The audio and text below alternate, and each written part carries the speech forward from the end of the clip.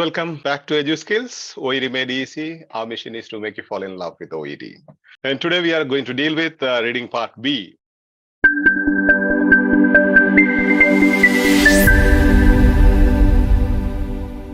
So OET skills, reading part B. Now text 3. Strategies, tips and clues in this text 3. One is absolutes. Second one, ignore the subject complements. You can see every text there are differences. So they will be texting all these clues or strategies and your competency in that. So absolutes you did not have in the previous ones. Now you have absolutes. Ignore the subject complements here. Scale is here. Paraphrasing, opposite meaning. Now this is about postmortem consent. Getting consent before postmortem. So first method, foreseeing. You have to ask some questions, right? You have to foresee. Who has to get it? So postmortem consent is the heading. Okay, side heading. So the question is, who has to get the consent is one question, right? Then from whom they have to get it? Is it from the close relative of the patient? Or is it from the bystander, whoever is standing there? Or is it from all the blood relatives of the patients, right? It's a consent, right? Who should sign the consent? So who should sign? Yes, Father. Is it all the relatives concerned? Close relatives? Close relative. No, close relatives. Close The father, mother. Okay. Let's see. And when it should be done? In what occasion? You have to get a consent for Before the procedure. Before the procedure. For surgery. Maybe let me ask specifically, is it before death or after death? After. This is before. Postmortem? No, if it is do not resuscitate written in the file, we have to get everything consent. Before or after the death of the patient? After. After the death. That is postmortem means this is after Father.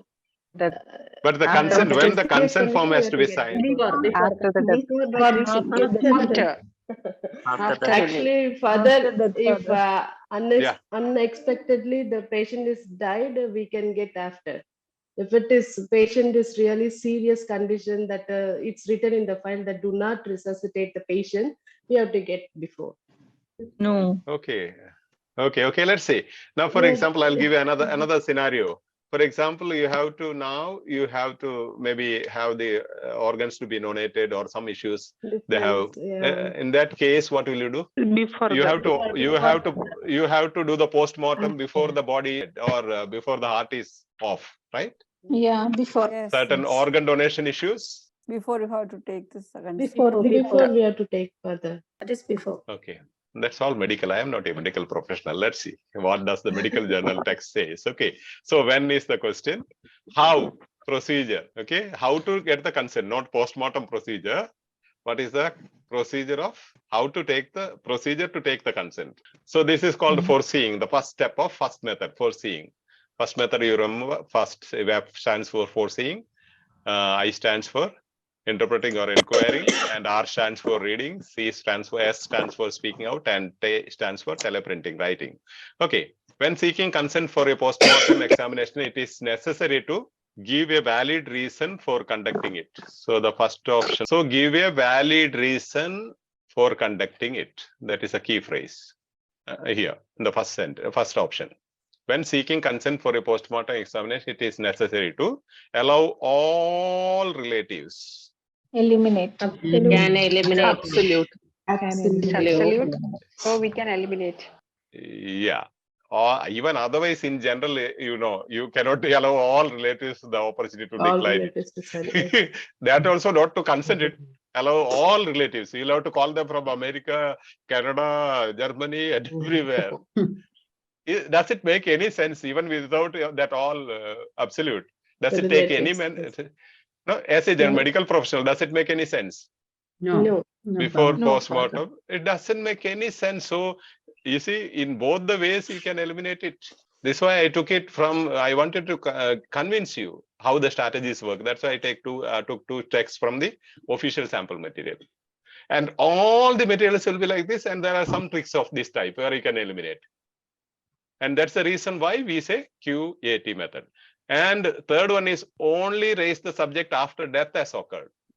Eliminate. Only raise. Again, absolute. Absolute. Absolute only. and then you say you have no time. How much time you require to answer this question? Now we are discussing. Otherwise, you just read the three things. You know there are two absolutes and both eliminated. Then do you need to read the text? No further. Yeah, you can read later. need, You but can we come and will read enjoy. it. You can finish your exam within 30 minutes. You can finish A, B, C, and then you can come and read and enjoy. Only raise the subject after death has occurred. In general sense, also you can understand issues like organ donation. Otherwise, as somebody mentioned here, if resuscitation is not required, and death is almost like there is not a procedure to be carried out to treat the patient, and such incidents also they can. So exceptions are there. Only raise the subject after death has occurred. That is a general layman's language. Before death, you should not think of burial. Okay, that's a layman's language. Professional medical professionals will definitely think of what is next. They will also have to, maybe in India, you may not, as you go to UK and other Western countries, you will understand. They will think of everything. They will check out whether the person has agreed to donate his organ or some organs or to the medical, the body to the medical college or something of those things. And everything will be arranged before death. After death, if you look into all these things, you will not be able to take use any of the organs, right? Yes. So those are the common things. How beautiful, you see. Text 3. Postmortem consent. A senior member of the clinical team, preferably the consultant in charge of the care, should raise the possibility of a postmortem examination with the most appropriate person to give consent. The person consenting will need an explanation of the reasons for the postmortem examination and what it hopes to achieve. The first approach should be made as soon as it is apparent that a postmortem examination may be desirable, as there is no need to wait until the person has died. Many relatives are more prepared for the consenting procedure if they have had time to think about it beforehand. Here, what is the subject complement? Ignore the subject complement to save your time. Yeah. See, a senior member of the clinical team should raise the possibility of a postmortem examination. So preferably the consultant in charge of the care is not essential to understand the message. So whatever comes in between commas are known as subject complements. Doesn't make change the meaning of the whole sentence. So you can just ignore that so that you save time. Postmortem examiner with the most appropriate, you see, most, what is that? Scale. Scale. So there is a, why? Because there is a clue to the one of the options. Clue to one of the answer options. What is that? Now it says allow all relatives. Here it says as with the most appropriate person.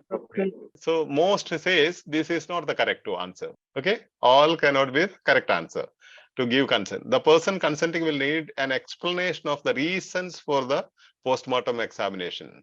An explanation for the reasons for the post and what they want to achieve. What does it mean? Valid reason. Yeah, valid reason. So first option, valid reason. So that is a clear paraphrasing of the first option. Did you get it? Yes, Father. Yeah. Yes. So the first approach should be made as soon as it is apparent that a postmortem exam may be desirable, as there is no need to wait. See, there is no need. So clearly it is said, no need to wait until death. Until death. Which is option? This is opposite of only raise the subject after it has occurred. Yeah, opposite of it. There is no need to wait until the patient has died. The other one says only raise the subject after death has occurred. Just opposite. So this is how these are the strategies. This is how they prepare the questions. They have no other freedom. Those who prepare the question papers, they have clear-cut restrictions. You have to have these strategies applied into each question. So many relatives are more prepared for the consenting procedure if they have had time to think about it beforehand. By informing them even before death, they can prepare themselves. So the reason is given. So ultimately, it is crystal clear how it works. So first one is the correct answer. No confusions, right? Even otherwise, we have eliminated with absolutes. Now coming to what are the strategies being used here? Scale being used. Yeah, absolutes, all and only. Ignore the subject complements. We have seen subject complement. Scale, most Scale. appropriate person and Yes. versus all relatives. Question, Option this A. an answer option says all relatives, such text says most appropriate person.